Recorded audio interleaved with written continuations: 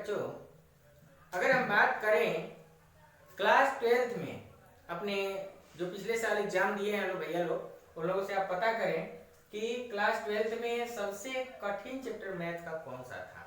तो शायद आपको यही बताएंगे लोग कि सबसे कठिन चैप्टर संबंध और फलन है। सबसे मतलब ऐसा इतना कठिन इसको कहा जाता है कि बच्चे बार बार इसको समझते हैं और भूल जाते हैं। इसको समझना कठिन होता है। आइए इसको हम बड़े आसान ट्रिक से बता रहे हैं। अगर आपको वीडियो अच्छा लगे तो आप हमें जरूर कमेंट में बताएंगे, आगे इसका सॉल्यूशन दिया जाएगा। अगर वीडियो में कोई कमी आती है, कहीं समझने में दिक्कत आती है तो भी हमें बताएंगे, पूरा प्रयास किया जाएगा, आपको बताया जाएगा। परंतु आप जब कमेंट करेंगे तभी आगे की यह एक्सरसाइज सॉल्व करके आपको बताई जाएगी। आइए हम बात करते हैं संबंध के बारे में। कितना आसान तरीके से हम इसको समझते हैं। संबंध क्या है? जैसा कि हम जानते हैं कि सीता गीता की माता है। सीता गीता की माता है। इसमें हम क्या देखते हैं? सीता गीता की माता है, तो सीता और गीता में किसका संबंध आ गया? तो माता का।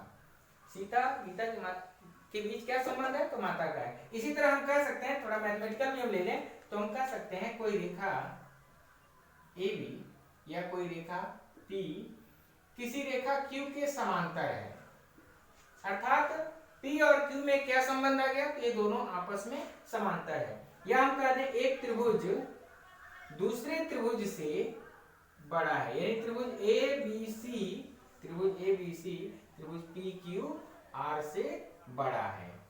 इस प्रकार संबंध क्या है?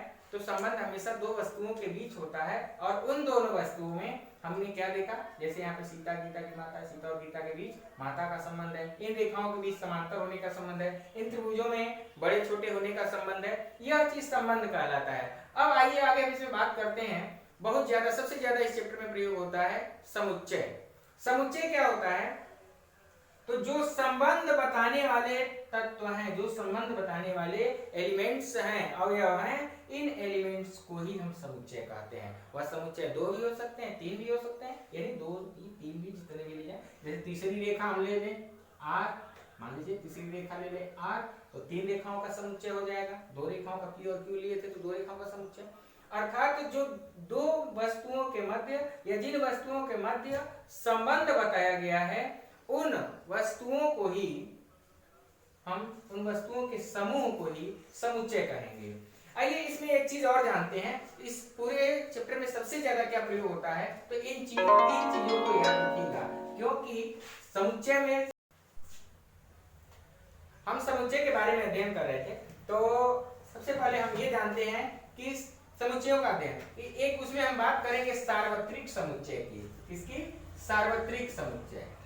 सार्वत्रिक समुच्चय। सार्वत्रिक समुच्चय क्या होता है? तो सार्वत्रिक समुच्चय में क्या होता है? तो तीन चीजें हम याद रखेंगे। पहला N, Z और R। N से हम लोग समझते हैं कि N क्या होता है। ये देखिए जो एप्सिलॉन की तरह बनता है, इसको हम बिलोंग्स टू या एलिमेंट भी कहते हैं। इसका मतलब यह अवयव होता है। ठीक है। ये नेचुरल नंबर यानी प्राकृतिक संख्या, आप जानते हैं 1 2 3 4 5 9 तक, यानी गिनती की सभी संख्याएं क्या होती हैं? नेचुरल नंबर होती हैं। इसी तरह दूसरा है Z, यानी इसको कहते हैं पूर्णांक संख्या। कौन सी संख्या? पूर्णांक। पूर्णांक का मतलब होता है, थोड़ा सा भी हिंदी का भी उसमें अर्थ लगाइए, पूर्ण अंक, अर्थात कोई भी अंक है वो पूरा अंक होना चाहिए, चाहे वो निगेटिव नंबर हो और वो पॉजिटिव नंबर हो, जीरो के साथ साथ। यानी जीरो, निगेटिव और पॉजिटिव सभी नंबर वो क्या है? पूर्णांक है, वो पूरे नंबर। जैसे -2 3 5, लेकिन 2/3 नहीं होगा। इसी तरह परिमेय संख्या की हम बात करें, सॉरी R रियल नंबर, वास्तविक संख्याओं की बात करें, तो वास्तविक संख्याएं वो सभी संख्याएं होंगी, वास्तविक संख्याएं।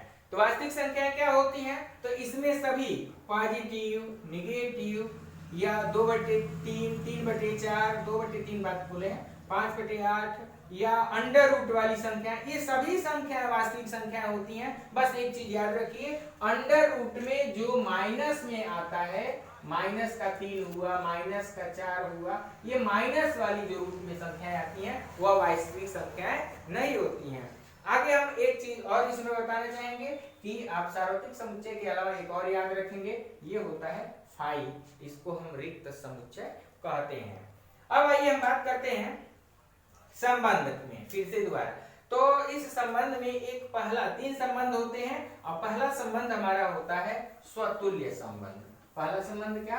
तो स्वतुल्य संबंध। उस स्वतुल्य संबंध में थोड़ा सा अपने ही अर्थ निकालें, अगर थोड़ा भी हिंदी मिलाएं तो स्वतुल्य, स्व मीन्स अपने, अतुल्य मतलब बराबर, स्वतुल्य समुच्चय। अब स्वतुल्य समुच्चय संबंध क्या होता है? स्वतुल्य संबंध क्या होता है? तो स्व मीन्स अपने, तुल्य मतलब अपने बराबर हो। जैसे अब इसमें आइए, इसकी ये परिभाषा तो विभिन्न प्रकार की किताबों में, अलग अलग किताबों में बहुत प्रकार की दी होगी, परंतु हम आपको कुछ अलग वे में, अलग तरह से हम आपको बता रहे हैं, समझा रहे हैं।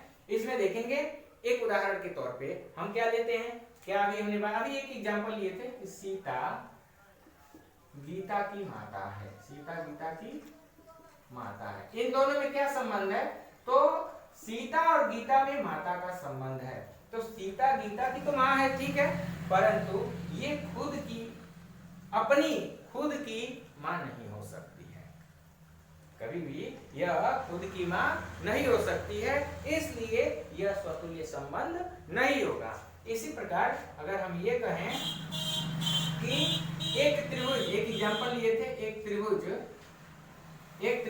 ABC का एरिया, इसका एरिया एक अलग कोई त्रिभुज है, मान लेते हैं PQR, जो अभी हमने बात किया था PQR, ये दोनों आपस में, दोनों का एरिया आपस में बराबर है। जब ABC का एरिया PQR के बराबर है तो ध्यान दीजिएगा, अब हम कहेंगे कि त्रिभुज ABC का एरिया PQR के बराबर है, तो ABC का एरिया अपने खुद के भी तो बराबर होगा। इसी प्रकार PQR का भी एरिया अपने PQR के खुद के बराबर होगा, यानी ये दोनों त्रिभुजों का क्षेत्रफल आपस में एक दूसरे के बराबर है और खुद के भी बराबर है, यह स्वतुल्य संबंध है। परंतु यह सीता गीता की माँ है, इसमें स्वतुल्य संबंध नहीं है। तो इस प्रकार से दूसरा होता है सममित समुच्चय। हम बात करते हैं सममित समुच्चय की, किसकी?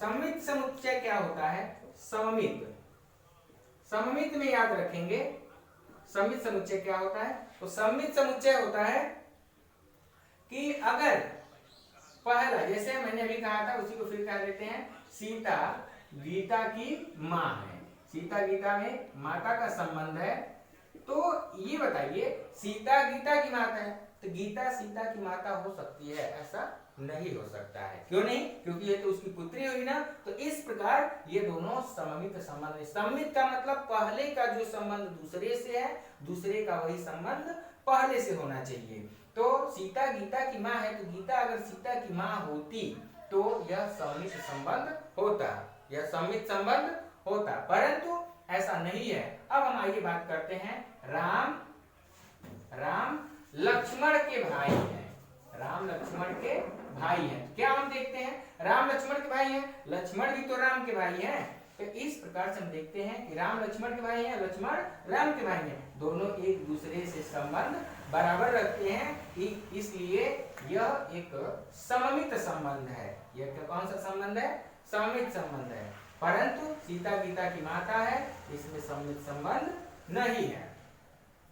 आइए इसके बाद से तीसरा है, इसके बाद तीसरा है संक्रामक संबंध। संक्रामक संबंध क्या होता है? संक्रामक संबंध, संक्रामक संबंध में ये होता है कि पहले का संबंध, इसमें ध्यान देंगे सब में दो थे, इसमें 3 एलिमेंट होने चाहिए, 3 अवयव होने चाहिए। अगर पहले का संबंध, मान लीजिए ए का संबंध जो बी से है, वही संबंध बी का अगर सी से है, तो फिर वही संबंध ए का सी से अगर होता है तो हम कहेंगे कि यह संक्रामक है। जैसे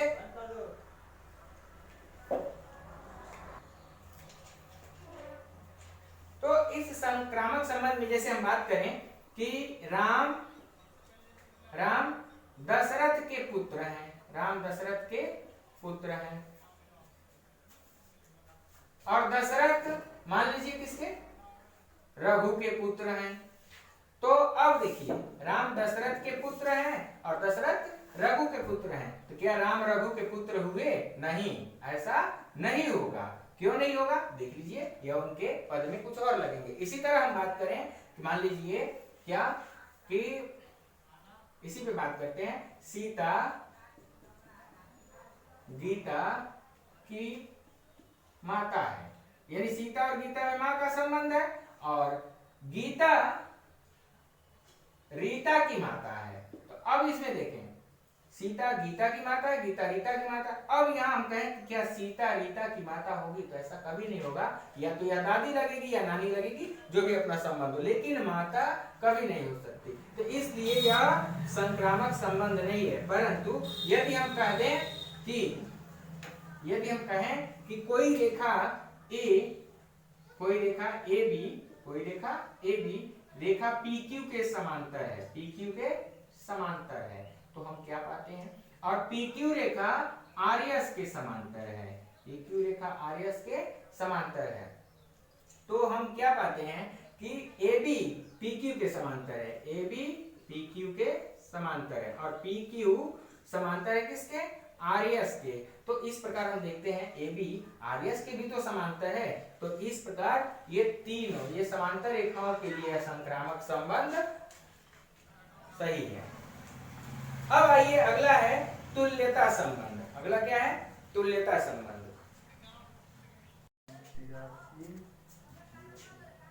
तुल्यता संबंध के बारे में हम क्या कहते हैं, तो आइए देखते हैं। तुल्यता संबंध, तुल्यता संबंध। तो तुल्यता संबंध वह संबंध होता है जो एक ऐसा संबंध जो स्वतुल्य भी हो और सममित भी हो, सममित भी हो और क्या हो? तो संक्रामक भी हो। ऐसे संबंध को हम स्वतुल्य, सममित और संक्रामक होने पर हम क्या कहते हैं? तुल्यता संबंध कहते हैं। आइए एक बार फास्ट थोड़ा तीनों को हम समझते हैं केवल। तो स्वतुल्य संबंध क्या होता है? तो ऐसे दो एलिमेंट, ऐसे अगर हम A और B को बार बार लेके समझेंगे, A का B से जो संबंध है वही संबंध A का खुद से हो, A का B से जो संबंध हो वही, यानी पहले का दूसरे से जो संबंध है वही संबंध खुद से ही हो, तो वह स्वतुल्य होता है। A का जो B से संबंध है। इसी प्रकार सममित में क्या होगा? तो A का जो B से संबंध है, B का भी वही संबंध A से है, तो वह सममित है। और संक्रामक में तीन एलिमेंट होते हैं, A का जो संबंध B से है वही संबंध B का C से अगर है, और फिर वही संबंध C का A का C से होता है, तो वह संक्रामक है। और जिसने ये तीनों ही फॉलो करे, तीनों ही संतुष्ट हो जाए, वह तुल्यता संबंध होता है। प्यारे बच्चों, वीडियो कैसा लगा? सवाल समझ में आया कि नहीं आया? आप हमें कमेंट में अवश्य लिख कर बताएंगे।